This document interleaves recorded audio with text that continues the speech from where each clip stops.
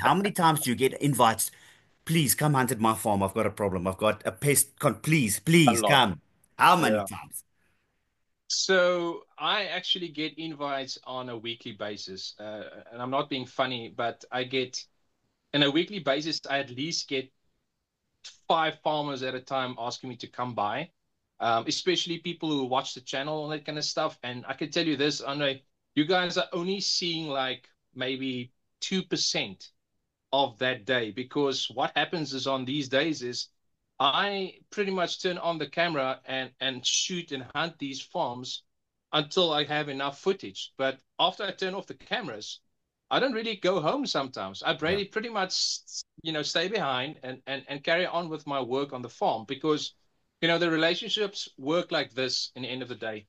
Um, a lot of farmers say to me, listen, come to my farm, help me out with my pests, pests on the farm. I will pay you this amount. And then I will say, no, I don't want money. All that I'm asking is the chance to film on the farm. Give me the pass to film on the farm.